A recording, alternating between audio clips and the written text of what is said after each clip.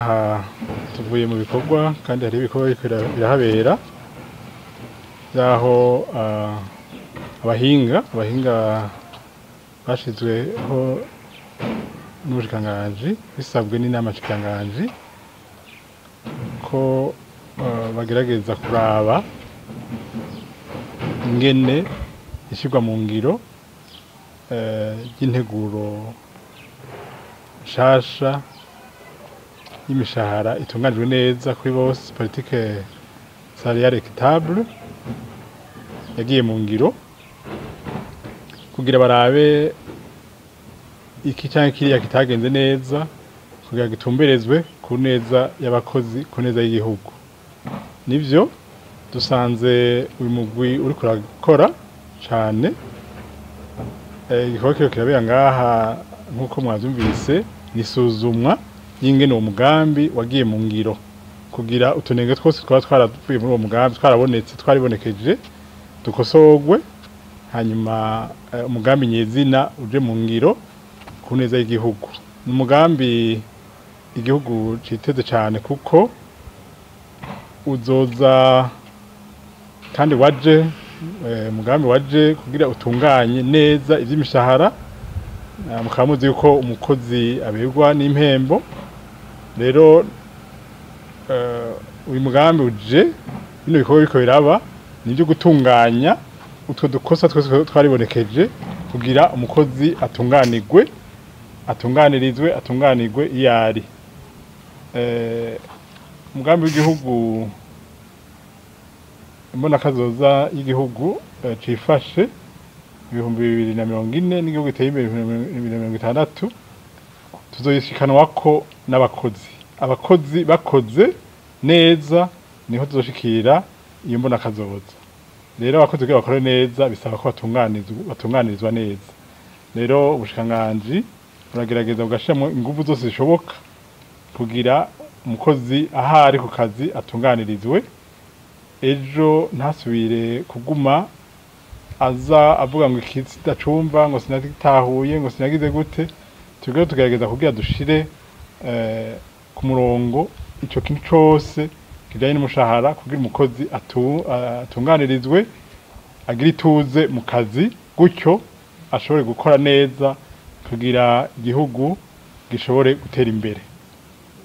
Rero mwishwa mu ngiro ry'umugambi hariho twono kwita intambamyi nka zibiri turi ruhande. Icambere, abakozi bomenya neza yuko umugambi umaze kuja mu ngiro hariho vyinshi wamaze gutorera inyishu. Aha baje kuraba utwo tunenge duke twagiye turibonekeza, ariko muri ivyo vyinshi vyatoye inyishu hariho abakozi usanga batarabimenya canke bakabirenza kuri uko amazi kandi ari ibiza kubafasha.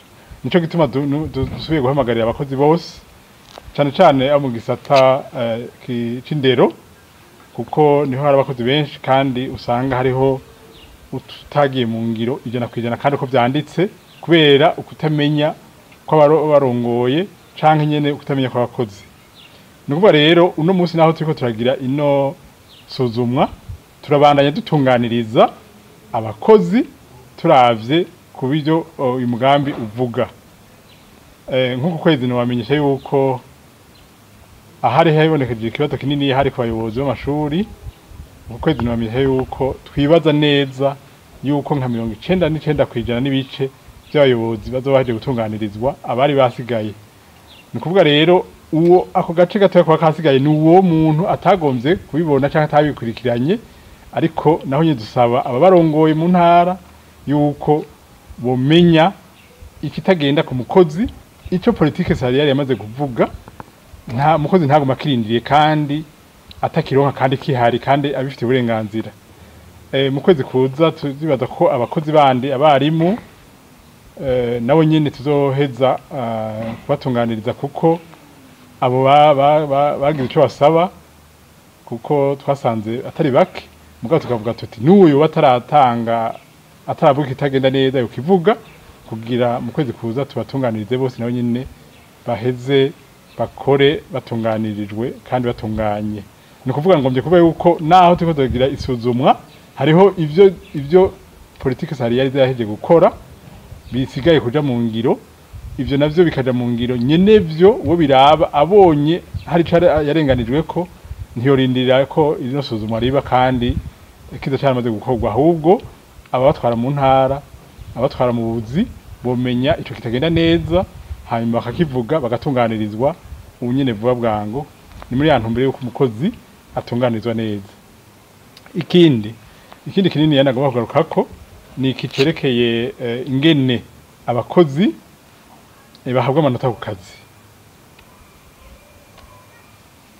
Abakozi guhera mu kwezi kwa gatanu bategerezwa kuba bahawe amanota ku buryo mu kwa gatandatu uko itegeko rivuga yaba yashitse mu bushikiranganji bw'abakozi n'akazi kugira ukwezi kwindwi gutangure umukozi ashobora kubona iciyongeye bivanye n'ingene yakoze neza ku kazi, ingene yaronse amanota.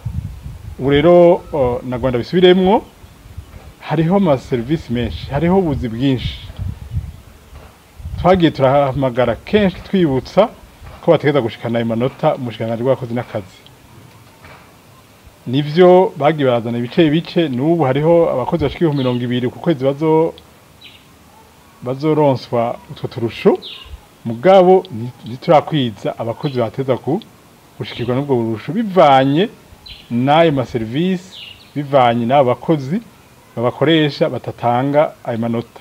Aha rero twagomba duse tugabisha twibutse yuko uno mwaka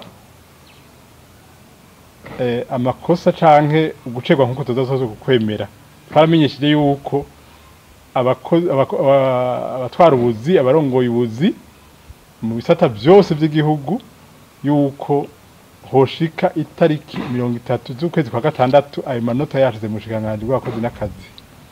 Ubutazo barabikora bizoharurwa ko ari kosa, kandi murumva ko ari kosa kuko ntaba yakoze ibyo ateza gukora. Ibi rero byibonekeje n'umwaka twasaba ko twategetse kandi n'ubu dusubiye kwibutsa ko bitazosubira umukozi urongoye abakozi mu bice bicanke kiriya hazoshika itariki 30 z'ukwezi kwa gatandatu atarazana ayo manota bizomuharurwa ko ari kosa kandi azobihanirwa.